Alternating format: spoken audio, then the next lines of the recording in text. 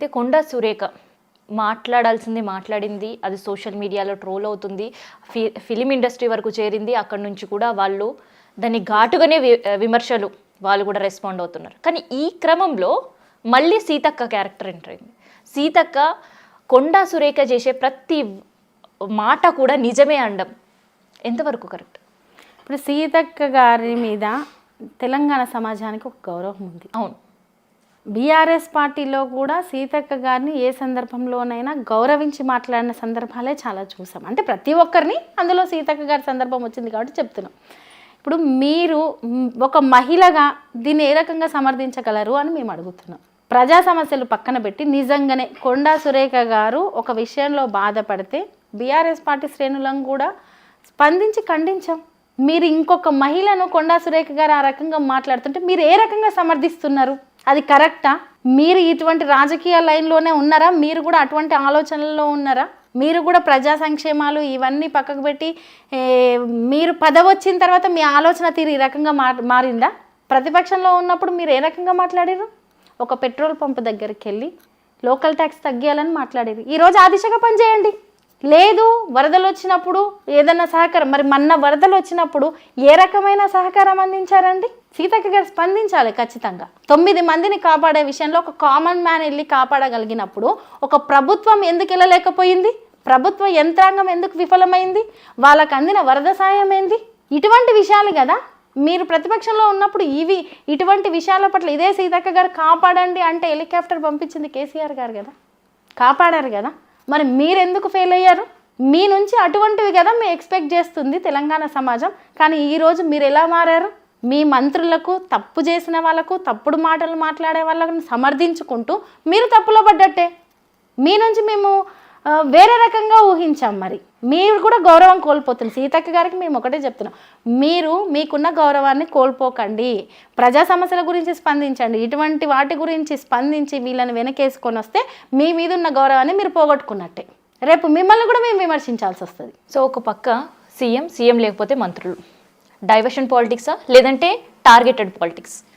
అసలుకి దీనికి ఏం చెప్పాలనుకుంటున్నారు మీరు? ఒకటి డైవర్షన్ పాలిటిక్స్ ఉన్నాయి, వ్యక్తిగతంగా టార్గెట్ పాలిటిక్స్ కూడా ఉన్నాయి. ఈరోజు తెలంగాణ సమాజము కేసీఆర్ గారిని ఎప్పటికీ మర్చిపోదు. ఈరోజు హైదరాబాద్ అభివృద్ధిలో కేటీఆర్ గారి పాత్రను ఎప్పటికీ మర్చిపోదు. ఈరోజు రైతులు వాళ్ళ పెట్టుబడి సాయం కేసీఆర్ గారు చేసింది ఎప్పటికీ ఎన్నటికీ తరాలు మర్చిపోవు. కాబట్టి చేతగానితనము, చేయలేని తనము, దాన్ని వెనకేసుక రావడానికి కేసీఆర్ గారిని నోటికొచ్చినట్టు మాట్లాడాలి, తిట్టాలి, టార్గెట్ చేయాలి. కేటీఆర్ గారిని తిట్టాలి, లేదు హరీష్ రావు గారిని తిట్టాలి. వ్యక్తిగతంగా ఒక మంత్రితోటో, ఒక ఎమ్మెల్యేతోటో, ఇంకొకరితోటి ఒకటి అనిపించాలి. దాని మీద ఒక 2 రోజులు 3 రోజులు తిరగాలి. అదే డైవర్షన్ పాలిటిక్స్. పనులు చేయకపోతే సరిపోతుంది. ఏదైనా పనులు చేస్తే పని గురించి మాట్లాడాలి. వాళ్ళు పని చేయలేని వాళ్ళు, పని చేయడానికి చేత కావట్లేదు, ప్రజలకు ఏదైతే ఇచ్చిరో ఆ హామీలను నెరవేర్చే పరిస్థితుల్లో లేరు. ప్రజలే అడుగుతున్నారు. పల్లెళ్ళకి వెళ్ళమనండి. ఈరోజు పెన్షన్ గురించి అడుగుతారు. పల్లెళ్ళకి వెళ్తే రైతు భరోసా గురించి అడుగుతారు. ఖమ్మం జిల్లాకి వెళ్ళమనండి, వరద సాయం గురించి అడుగుతారు. హైదరాబాద్కి రమ్మనండి, హైడ్రా చేసిన విధ్వంసం గురించి అడుగుతారు. అలా మీరు ఎక్కడికి వెళ్ళినా మిమ్మల్ని మహిళలు క్వశ్చన్ చేస్తున్నారు. స్కూటీ ఎక్కడానికి క్వశ్చన్ చేస్తున్నారు, తులం బంగారం ఎక్కడానికి క్వశ్చన్ చేస్తున్నారు. అసలు కళ్యాణ లక్ష్మి చెక్కులు అంతకుముందు ఎప్పుడో పాత చెక్కులు పంచి మీరు ఫోటోలు దిగుతున్నారు ఏందని ప్రజలే క్వశ్చన్ చేస్తున్నారు. మీరు కేటాయిస్తున్న డబుల్ బెడ్రూమ్ ఇల్లు కేసీఆర్ గారు కట్టిరని చెప్పేసి గొంతు జించుకొని ప్రజలు చెప్తున్నారు. ఈరోజు బీఆర్ఎస్ పార్టీ శ్రేణులు చెప్పాల్సిన అవసరం లేదు. మీరు 100 డైవర్షన్ పాలిటిక్స్ చేయని లేదు, వ్యక్తిగతంగా మీరు కేటీఆర్ గారిని, కేసీఆర్ గారిని, హరీష్ రావు గారిని, బీఆర్ఎస్ పార్టీని క్వశ్చన్ చేసేటోళ్ళని ఏ రకంగా టార్గెట్ చేయని ప్రజలు మిమ్మల్ని ఖచ్చితంగా నిలదీస్తారు. తెలంగాణ సమాజం చాలా చైతన్యవంతమైన సమాజం. వాళ్ళకు తెలుసు, రాజకీయ నాయకుల కంటే ఎక్కువ తెలుసు. 10 ఏళ్ళు తెలంగాణలో ఏం జరిగిందో తెలుసు. ఈ 10 నెలల పాలనలో ఏం జరుగుతుందో తెలుసు. తెలంగాణ ఉద్యమం కోసం కొట్లాడిన చరిత్ర తెలుసు. ఓపికతోటి ఉన్నారు. వాళ్ళ ఓపికకు పరీక్ష పెట్టకండి. మీరు ప్రజా సమస్యల మీద స్పందించండి. మీరు ఇచ్చిన 6 గ్యారంటీలలో మీరు చెప్పిన 420 హామీలను నెరవేర్చండి. ఇలా నోటికొచ్చినట్టు ఎట్లా పడితే అట్లా మాట్లాడితే ప్రజలే తిప్పి కొడతారు. ఖచ్చితంగా బీఆర్ఎస్ పార్టీ మాత్రం ఊరుకోదు.